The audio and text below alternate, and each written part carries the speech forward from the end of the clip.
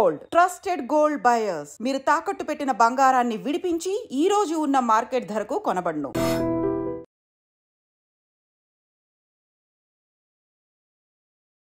నమస్తే, welcome to I dream. Yeah, very very good morning also. ఎందుకంటే అందరికీ good మార్నింగే. 22వ తారీఖు మనం ఏదైతే ఈ ఉగ్ర స్థావరాలు వారు ఉగ్రవాదులు ఎట్లయితే దాడి చేసిరో మన వాళ్ళని, 26 మందిని ఎట్లయితే చంపినరో దానికి ప్రతీకారం తీర్చుకున్నాం ఇవాళ. సో అందరు కూడా ఒక స్మైల్ తోని, ఒక హ్యాపీనెస్ తోని నిద్రలేసిండ్రు ఇవాళ. యా, మనతో పాటు జాయిన్ అవుతున్నారు రిటైర్డ్ మేజర్ ఓబ్రాయ్ గారు. సో ఈ యుద్ధం కావచ్చు, ఆర్మీ కావచ్చు, వీటన్నిటి గురించి సార్ క్లియర్ గా మనకు చెప్పబోతున్నారు. ఆపరేషన్ సింధూర్ ఎట్లా స్టార్ట్ అయింది, ఏమేం జరిగింది అనేది కూడా పూర్తిగా తెలుసుకునే ప్రయత్నం చేద్దాం. సార్ నమస్తే. సార్ నమస్తే మ్యామ్. మీరు ఒక మాట అన్నారు madam, good morning to all అనేసి. దీనికి ఒక హిస్టారికల్ రిఫరెన్స్ కూడా నేను ఇస్తాను. When India got independence on 15th August 1947 లో ఆ రోజు నెహ్రూ గారు కూడా అర్ధరాత్రి ఒక స్పీచ్ ఇచ్చారు. అండ్ ఆ స్పీచ్ లో తను ఏమన్నారంటే, when the world sleeps India అవేకన్స్ to freedom అని చెప్పారు. సో మనము 7th May మార్నింగ్ కూడా ఈక్వల్ టు 15th August 1947 లా భావించవచ్చు. When the world was sleeping, India fought for it's freedom in the mid night. So I can equate this 7th May 2025 to 15th August 1947. ఎలా మనకి 15th August 1947 ఒక మరువలేని జ్ఞాపకంగా మిగిలిపోయిందో, అదే విధంగా 7th May 2025 మన ఇతిహాసంలో ఒక మరువలేని స్వర్ణ అక్షరాలతో రాసుకున్న ఒక మంచి భిన్నమైన ఒక హిస్టరీ అయిపోతుంది. అండ్ మీరు అన్నట్టుగా సింధూర్ ఈ పేరు ఒక మహిళ తన కళ్ళ ముందు రీసెంట్ గా పెళ్లి చేసుకున్న తన హస్బెండ్ ని ఎంత నిర్దాక్షంగా చంపేసి తన నుదుట కుంకుమని ఎలాగైతే తుడిపేశారో, అది మళ్ళీ తిరిగి ఆ మహిళకి ఇవ్వాలి అన్న ఉద్దేశంతో ఇండియన్ ఆర్మీ ఈ ఆపరేషన్ కి ఆపరేషన్ సింధూర్ అనే పేరు ఇచ్చింది. ఈ ఆపరేషన్ సింధూర్ ఇంకొకటి విషయం, కశ్మీర్ మన దేశానికి నుదిటి లాంటిది.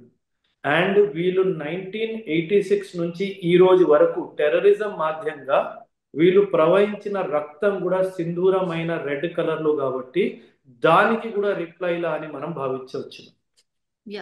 25 minutes 25 నిమిషాల్లో అంతా పూర్తి చేసింది మన త్రివిధ దళాలన్నీ కూడా. ఆ 25 minutes ఎంత కీలకం సార్? ఏమేమి జరుగుంటుంది సార్? దీనికోసం ఎంత ప్లాన్ జరుగుంటుంది సార్? మ్యామ్, నేను కూడా ఆర్మీలో 11 years ఉన్నాను. But believe me, this is probably the most professional response from India till today. Because ఈ స్కేల్లో ఇంత coordination, army, navy, air force కోఆర్డినేషన్తో ఇలాంటి ఒక కౌంటర్ అటాక్ మన హిస్టరీలోనే లేదు.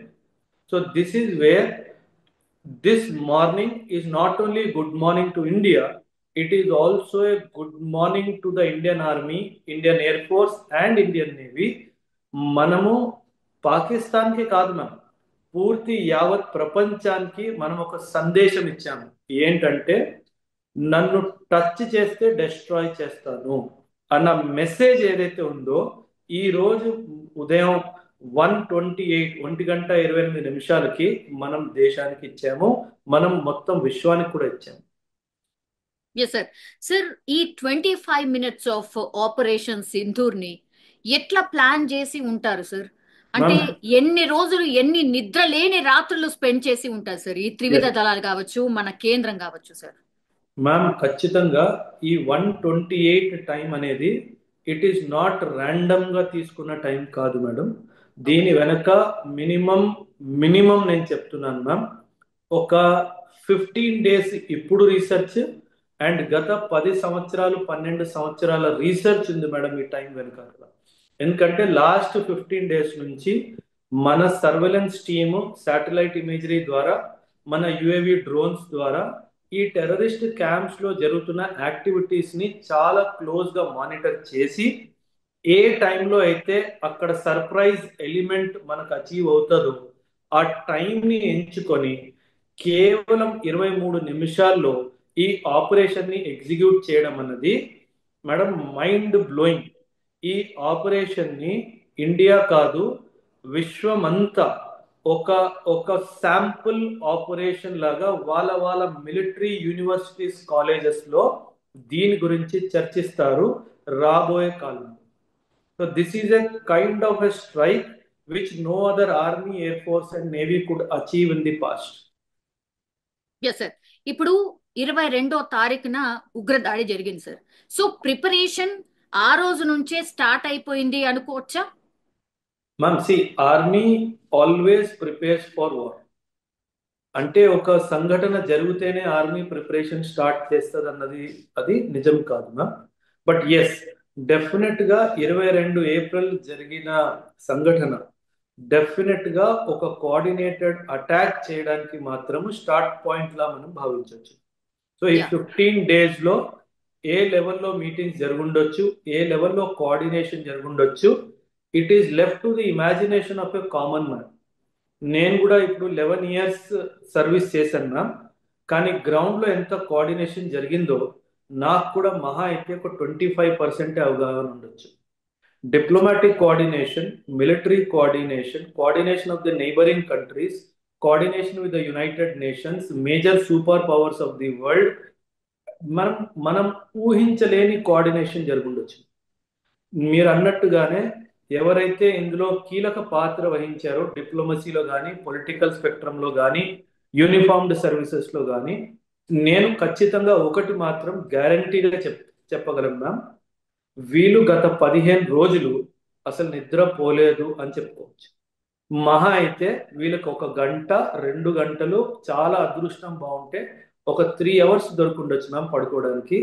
దట్ లెవెల్ ఆఫ్ ప్రిపరేషన్ చేస్తే గనక ఇలాంటి పరిణామం మనకు కనిపించదు. యా సార్, ఆల్రెడీ పాకిస్తాన్ కి ఒక క్లూ ఉంది, ఆర్ ఇంటెలిజెన్స్ రిపోర్ట్ ఉంది, డెఫినెట్లీ భారతదేశం ఏదో చేయబోతోంది అనేసి ఒక క్లూ ఉంది సార్. సార్ వాళ్ళు కూడా అట్లనే మన మీద నిగరాని పెట్టుంటారు కదా, వీళ్ళు ఏదో చేయబోతున్నారు, సంథింగ్ దే ఆర్ ప్రిపేరింగ్ అని. వాళ్ళకు ఒక్క క్లూ కూడా అందలేదా? అంటే we're going to do on this day this time అని అట్లాంటి క్లూ ఏం దొరకలేదంటారా? ఎందుకు ఇంత సైలెంట్ గా ఉంది? మ్యామ్ ఒక మాట నేను చెప్తాను. నేను నేను వాడే పదాన్ని తప్పుగా అర్థం చేసుకోవద్దు. కాకపోతే Pakistan military is a toothless military. అసలు వాళ్ళకి ఒక ఇంటెలిజెన్స్ నెట్వర్క్ కానీ, ఒక డిఫెన్స్ సిస్టమ్ మీద అవగాహన కానీ, డిప్లొమాటిక్ గా ఎలాగ దేశాన్ని గెలుచుకోవాలన్న అవగాహన కానీ ఏమీ లేదు madam. Pakistan army is busy in business madam. వీళ్ళు real estate projects, petrol pump నడుపుకోవడాలు ఇలాంటివి చేస్తున్నారు. They are busy in making money and fortunes for themselves. అసలు ప్రొఫెషనలిజం అన్న పదమే పాకిస్తాన్ ఆర్మీలో లేదు. So there it is a clear sign of complete intelligence failure on part of the Pakistan army. నేనే Pakistan army chief అయితే మేడం, ఈ రోజు morning 7 o'clock కి నేను ఉరేసుకొని చచ్చిపోతా, లేదంటే నా రెసిగ్నేషన్ నేను గవర్నమెంట్ కి సబ్మిట్ చేసేస్తా. Because as the leader of 6 lakh standing army, I failed to gather intelligence about enemy striking on my territory. Madam, Bahawalpur is 150 kilometers deep inside Pakistan territory. నేను chief అయ్యి నా దేశంలో ఎవరైనా 150 kilometers లోపలికి వచ్చి నా గుండెల మీద బాంబు వేసి వెళ్ళాడు అంటే I will definitely resign the post. So అది Pakistan army is not a professional army madam. మనము వరల్డ్ లెవెల్లో కూడా చాలా జాయింట్ ఎక్సర్సైజెస్ చేస్తాం. ఆ జాయింట్ ఎక్సర్సైజ్ చేసినప్పుడు పాకిస్తాన్ ఆర్మీకి రూపాయి రెస్పెక్ట్ కూడా రాదు. ఎందుకంటే they know they are unprofessional army. They are more into training terrorist, they are more into business, they are more into drug trafficking, they are more into hawala, they are more into weapons trafficking అనే clarity యావత్ ప్రపంచానికి ఉంది. So that is why Pakistan army కి internationally reputation అన్నది zero ఉంది. So nobody respects Pakistan army because I have been part of many joint operations.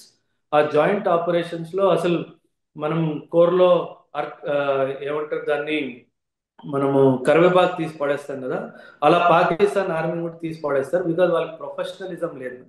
మీరు నన్ను అడిగితే Bangladesh army is much more professional than Pakistan army. Sri Lankan army is much more professional than the Pakistan army. Pakistan army is useless. Okay, ఇప్పుడు 9 స్థావరాల్ని target చేసి మనం కొట్టాం sir. 9 స్థావరాలు కూడా మనం చెప్తున్నాం ఇది ఉగ్ర స్థావరాలు అని చెప్తున్నాం సార్. ఇది ఎన్నేళ్ల నుంచి పెంచి పోషిస్తోంది ఆ స్థావరాలు? సార్ 9 ఉన్నాయా? పాకిస్తాన్ లో లేదు 9 ఉన్నాయా? లేదు మేడం, ఇంకా చాలా చాలా స్థావరాలు ఉన్నాయి. దీస్ వేర్ ది, అంటే ఇవి 9ని ఎందుకు చూస్ చేసాము అంటే మ్యామ్, గత 2005 నుంచి ఇప్పటి వరకు గత 20 సంవత్సరాల్లో జరిగిన దాడుల్లో ఏ ఏ ట్రైనింగ్ క్యాంప్స్ నుంచి అయితే ఉగ్రవాదులు వచ్చారో వాటి జాబితా మన దగ్గర ఉంది కాబట్టి ఆ జాబితా ప్రకారంగా వీటిని మనము ప్రయారిటైజ్ చేశాము. ప్రయారిటైజ్ చేసి వీటిని ఇన్ ది ఫస్ట్ ఫేజ్ లో వీటిని మనం డిస్ట్రాయ్ చేసాము. So okay, first phase sir, first phase that means ఇంకా చాలా ఫేజెస్ ఉన్నాయా sir? 100% madam, because this is not the end of war on terrorism madam, this is the beginning of war on terrorism. ఎందుకు అంటున్నానంటే పాకిస్తాన్లో ఒక సూచన ప్రకారము 30,000 మంది పైగా ట్రైన్డ్ టెర్రరిస్టులు ఉన్నారు.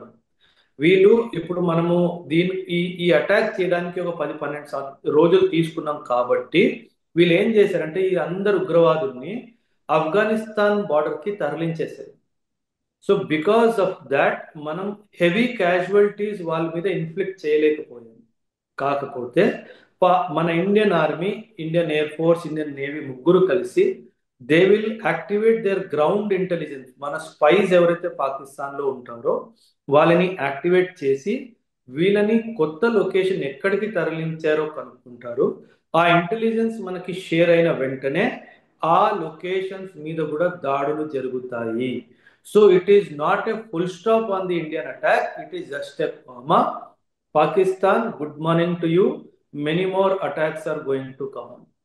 ఎస్, అందుకేనా కాసేపటి క్రితమే మనోజ్ నర్వానే కూడా పిక్చర్ అభి బాకీ హై అని ట్విట్టర్ లో పోస్ట్ చేసింది, అది అదేనా సార్? 100% మేడం, ఇది ట్రైలర్ కూడా కాదు, ఇది ట్రైలర్ లో ఒక టీజర్ అనుకోండి. Because Pakistan will retaliate definitely. వాడు వాళ్ళ పాపులేషన్ ని, వాళ్ళ పొలిటికల్ క్లాస్ కి ఏదో ఒకటి మెసేజ్ ఇవ్వాలి కాబట్టి మన సైన్య దళాల మీదైనా, మన సివిలియన్ ఎస్టాబ్లిష్మెంట్ మీదైనా, ఏదైనా పెద్ద పట్టణం మీదైనా ఖచ్చితంగా దాడి జరుగుతుంది. సో మనము దానికి కూడా సంసిద్ధంగానే ఉన్నాము.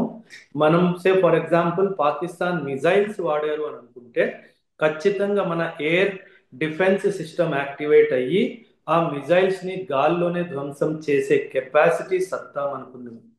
వాళ్ళ ఎయిర్ ఫోర్స్ గనక మన మీద ఏమన్నా మిజైల్స్ వేయాలి అని అనుకుంటే వాళ్ళని కౌంటర్ చేయడానికి మన air force is on very very high alert. So definite గా పాకిస్తాన్ రిటాలియేట్ చేస్తుంది. ఆ రిటాలియేషన్ ని మనం కౌంటర్ రిటాలియేట్ కూడా 100% గా చేస్తాం. సార్ రిటాలియేషన్ అంటే ఏ నగరాల్ని మేబీ మీరు అన్నట్టుగా అంటే డెఫినెట్లీ మోస్ట్ అమాయకమైన ప్రజల్ని టార్గెట్ చేస్తుంది కదా. మనం చేసిందేమో ఉగ్ర స్థావరాల్ని, బట్ వాళ్ళు చేసేది మాత్రం అమాయకుల ప్రజలు. మొన్న కూడా జరిగింది అదే కదా. ఎస్ ఏ మేడం, నగరాలు ఉండొచ్చు సార్? ఏ ఎస్ నగరాలు మేడం. ఉండొచ్చు? అంటే నా అంచనా ప్రకారము మోస్ట్ ప్రాబబుల్ బార్డర్ లో ఉన్న డిస్ట్రిక్ట్స్ మీద జరిగే అవకాశం ఎక్కువ ఉంది. ఎందుకంటే లాంగ్ రేంజ్ మిజైల్స్ వాడాలి అంటే డెఫినెట్ గా అవి రడార్స్ లో వచ్చేస్తాయి కాబట్టి షార్ట్ రేంజ్ మిజైల్స్ ని వాడుతూ వీళ్ళు బార్డర్ లో ఉన్న విలేజెస్ ని కానీ డిస్ట్రిక్ట్స్ ని కానీ టార్గెట్ చేసే అవకాశం ఉంది.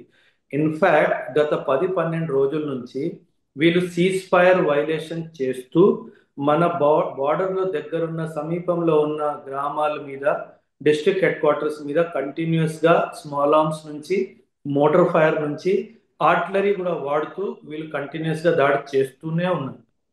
బట్ డెఫినెట్ గా ఏదో ఒక పెద్ద స్టెప్ పాకిస్తాన్ తీసుకుంటుంది. But we're ready for it. మనకి ఎటువంటి ఏ ప్రజలైన భారత పౌరులు భయపడాల్సిన అవసరమే లేదు అని చెప్పి మోదీ గారు కూడా అన్నారు. మన డిఫెన్స్ ఎక్స్పర్ట్స్ కూడా అంటున్నారు, నేను కూడా అంటున్నాను. సార్, మాక్ డ్రిల్ యాక్చువల్లీ ఒక 240కి పైచిలుకు ప్రాంతాల్లో మాక్ డ్రిల్ ఇవాళ నిర్వహిస్తాము అని అనుకున్నారు సార్. ఎందుకని డ్రాప్ అయ్యారు సార్? ఎందుకని ఈ నిర్వహించట్లేదు? వాట్ ఈస్ డ్రాప్ ద అవ్వ రీజన్స్? డ్రాప్ అవ్వలేదు మ్యామ్. 244 డిస్ట్రిక్ట్స్ లో మాక్ డ్రిల్ ఇంకా నడుస్తూనే ఉంది మ్యామ్. ఇదంతా military strategy. Okay. Military strategy. Government ఏమంటుందంటే 7వ తారీఖుకి మాక్ డ్రిల్ ఉంది అంటే 7వ తారీఖు తర్వాత భారతదేశం ఏదో ప్లాన్ చేస్తుంది అని ఒక మెసేజ్. Yes, exactly sir. నా డౌట్ కూడా అదే ఉండే. ప్రజల్ని ప్రిపేర్ చేసి ఆ తర్వాత దాడి చేస్తారేమో అని అనుకున్నారు. ఇది కూడా ఒక రకంగా దొంగ దెబ్బనేనా అంటే? ఎస్, దీన్ని కూటనీతి అంటారు మ్యామ్. మా ఆర్మీలో this is called a surprise element. అంటే ఎప్పుడైతే ఎనిమీ ఎక్స్పెక్ట్ చెయ్యడు ఆ టైంలో ఎనిమీని స్ట్రైక్ చేయడంనే సర్ప్రైజ్ ఎలిమెంట్ అంటారు. Because you are a civilian, you do not understand it. Yesterday night, I told my mother before going to sleep, we will have a big news tomorrow morning అని చెప్పాను. అమ్మ పొద్దున్న నేను 6:15కి అమ్మని లేపితే, అమ్మ as I told you India has attacked Pakistan today morning అంటే, అంత ఖచ్చితంగా ఎలా చెప్పగలిగేవరా అని అన్నాను. అన్నానమ్మా 11 ఇయర్స్ నేను ఆర్మీలో ఉన్నాను, ఆర్మీ ఎలా ఆలోచిస్తుందో నాకు తెలుసమ్మా. ఈరోజు రాత్రి ఖచ్చితంగా ఏదో బిగ్ స్టెప్ చేయబోతున్నారు, అందుకే రేపు పెట్టుకున్నారు మన వాళ్ళు training. So Pakistan will get fooled by this date and they will think something may happen on 8th May or 9th May. So that is how the surprise element will be maintained అని చెప్పి రాత్రి పడుకునే ముందు అమ్మకి చెప్పి పడుకుంది. Wow, okay. Yes sir. Common public ఏమో అందరం మీరన్నట్టుగానే అనుకున్నాం. అంటే మీరు మీరు డిఫరెంట్ గా థింక్ చేశారు. Of course you're into army కాబట్టి మేము అనుకున్నాం అచ్చా మమ్మల్ని ప్రిపేర్ చేస్తారు, తర్వాత దాడి చేస్తారు. కానీ దానికి సర్ప్రైజ్ ఎలిమెంట్ అదే కదా జరిగింది. సో సర్ప్రైజ్ ఎలిమెంట్ ఆల్రెడీ ఒకటి చేసినాం. సో మెనీ మోర్ సర్ప్రైజెస్ ఉండబోతున్నాయి అన్నట్ట. ఇది ఆల్రెడీ ఒక స్ట్రాటజీ మీరు ఇంప్లిమెంట్ చేసారు. నెక్స్ట్ ఇంకో స్ట్రాటజీ ఉంటుందా? 100% మ్యామ్. పాకిస్తాన్ ఆర్మీ ఉన్నంత వరకు టెర్రరిజం ఉంటుంది, పాకిస్తాన్ ఐఎస్ఐ ఉన్నంత వరకు టెర్రరిజం ఉంటుంది. So the bigger target has to B to dismantle the army structure of Pakistan and ISI of Pakistan. నేను ఖచ్చితంగా చెప్తున్నాను మ్యామ్, ఒకవేళ మనం ఇది చేయగలగపోతే ఖచ్చితంగా మళ్ళీ టెర్రరిస్ట్ అటాక్ అవుతుంది, మళ్ళీ మనం సర్జికల్ స్ట్రైక్స్కి వెళ్తాం. ఇది జరగొద్దు అంటే దానికి ఒక్కటే దారి, Pakistan army has to be disbanded, Pakistan ISI has to be disbanded. అక్కడ united nations peace keeping force వచ్చి పీస్ని ఎస్టాబ్లిష్ చేస్తేనే పీస్ వస్తుంది, లేదంటే పీస్ రాదు. Till such time Pakistan army in the present size and shape is there, peace will never come to India. ఒకవేళ మనకి terrorism కి ఫుల్ స్టాప్ పెట్టాలి అనే ఉద్దేశం ఉంటే మాత్రం we will have to take big actions. ఆ బిగ్ యాక్షన్స్ లో ఫస్ట్ అండ్ ఫార్మోస్ట్ యాక్షన్ ఏదైతే మన పిఓకే పాకిస్తాన్ అక్రమంగా 1947 ఏదైతే మన దగ్గర అక్రమంగా తీసుకుందో అది మనము తిరిగి స్వాధీనం చేసుకోవాలి. ఆ పిఓకేలో ఉన్న టెర్రరిస్ట్ క్యాంప్స్ అన్ని ధ్వంసం చేసి ఉన్న టెర్రరిస్ట్ అందరినీ ఎలిమినేట్ చేశాక in the next phase we should go for a bigger strike on Pakistan. So that is what I told you madam, this is only phase 1, picture అభి బాకీ. సార్, ఇప్పుడు ఈ రోజు జరిగినటువంటిది సర్జికల్ స్ట్రైకా యుద్ధమా సార్? యుద్ధం కాదు మ్యామ్. ఓకే. యుద్ధం అయింది అంటే మన భారత రాష్ట్రపతి గారు ఆల్ ఇండియా రేడియోలో వచ్చి she will make an announcement that it is a state of national emergency and India is going on war or India is on war with Pakistan అని చెప్పి చాలా క్లియర్ స్టేట్మెంట్ ఇస్తారు. ఇది యుద్ధం కాదు, ఎందుకంటే మనం చాలా పగడ్బందీగా ఓన్లీ టెర్రరిస్ట్ క్యాంప్స్ ని మాత్రమే టార్గెట్ చేశాము. ఆర్మీ ఉన్నత అధికారులు కూడా ఏమంటున్నారు, it is not a escalation war, we don't want to escalate this in to war. ఇది వార్ కాదు, మేము మరీ చెప్తున్నా మీరు టెర్రరిస్ట్ క్యాంప్ ని ధ్వంసం చేయట్లేదు కాబట్టే మీ బాధ్యతని మేము మా షోల్డర్స్ లో తీసుకొని వీటిని ధ్వంసం చేసాము అని అంటున్నాం. కాకపోతే కాకపోతే పాకిస్తాన్ ప్రైమ్ మినిస్టర్ ఏమన్నారంటే, the day we stop the Indus water madam, మనం ఏ రోజైతే ఇండస్ వాటర్ ని ఆపేమో ఆ రోజే Pakistan said that we're on war with India అని చెప్పేసి వాళ్ళు డిక్లేర్ చేసుకున్నారు. కానీ మనం ఇంకా పాకిస్తాన్ మీద అఫీషియల్ గా అయితే ఖచ్చితంగా వార్ డిక్లేర్ చేయలేదు. అండ్ మన ప్రధాని మోదీ గారు కూడా చాలా క్లియర్ గా చెప్పారు, India is no intention to go on war with Pakistan. So this is our official stand as of now. ఈ స్టాండ్ ఎప్పుడు మారుతుందో అది గవర్నమెంట్కే తెలియాలి, అది డిఫెన్స్ సర్వీసెస్ వాళ్ళకే తెలియాలి. యా సార్, సర్జికల్ స్ట్రైక్ ఇట్లాంటి సర్ప్రైజింగ్ స్ట్రైక్ అయిన తర్వాత what is the ground reality in the army or త్రివిధ దళాలు ఎవరైతే దాడి చేసిరో ఇట్లా మన రక్షణ వ్యవస్థ ఎంత యాక్టివేట్ అవుతుంది సార్? ఎంత యాక్టివేట్ అవుతుంది? ఎంత ప్రిపేర్డ్నెస్ గా ఉంటుంది సార్? మంచి ఆర్మీ రెండు పనులు చేస్తుంది. Okay, either it fights war or it prepares to fight a war. Okay, ఈ రెండే పొజిషన్స్ ఉన్నాయి ఆర్మీకి, మూడో పొజిషన్ లేదు. Army either fights a battle or prepares for the battle. Okay, yes, ఇప్పుడు టెన్షన్స్ చాలా హైగా ఉన్నాయి కాబట్టి the training intensity will increase. Because నాకు తెలిసిన చాలా మంది ఇంకా సైన్యంలో ఉన్నారు, నా కింద పనిచేసిన వాళ్ళు, నా పై అధికారులు, నా సహోదరులు అందరూ ఉన్నారు. ఇంకా అలాంటి హై అలర్ట్ మెసేజ్ ఏమీ మన ఆర్మీకి ఇంకా రాలేదు. ఎనీ మూమెంట్ మెసేజ్ కానీ అలాంటిది ఏం రాలేదు. కాబట్టి because India does not have an intention to escalate in to a full fledged war. Ma'am, మీకు నేను ఈరోజే చెప్తున్నాను, ఫుల్ ఫ్లెజ్డ్ వార్ ఏ రోజైతే జరిగిందో, ఇంటెన్స్ బ్యాటిల్ ఫీల్డ్ అంటాం మ్యామ్ మేము దాన్ని. ఇంటెన్స్ బ్యాటిల్ పాకిస్తాన్ కూడా కోరుకోదు మ్యామ్, ఎందుకంటే పాకిస్తాన్ ఆర్థిక స్థితి బాగాలేదు. ఇంటెన్స్ బ్యాటిల్ కి మాత్రం పాకిస్తాన్ వచ్చింది అంటే మాత్రము మ్యాక్సిమం టు మ్యాక్సిమం 6 కానీ 7 రోజులు కానీ, 8వ రోజు ఇండియా ముందు మోకాల మీద నిల్చొని ఉంటుంది మ్యామ్ పాకిస్తాన్ దేశం అంతా. ఎందుకంటే ఆల్రెడీ ఆర్థిక పరిస్థితులు బాగాలేవు. Inflation is touching 38-40%.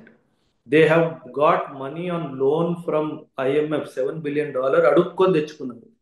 If intense బ్యాటిల్కి వెళ్తే మాత్రం 140 నుంచి 180 బిలియన్ డాలర్లు ఖర్చు అవుతుంది. వాళ్ళ దగ్గర ప్రస్తుతానికి చిల్లి గవ్వ కూడా లేదు. సో చాణక్య గారు అన్నట్టు ఆర్థిక బలం లేని సైన్య బలం ఈ రోజు ఆ రోజు మాత్రమే అని చెప్పేసి అన్నారు. సో అదే విధంగా Pakistan, it has failed in its basic strategy of fighting a battle.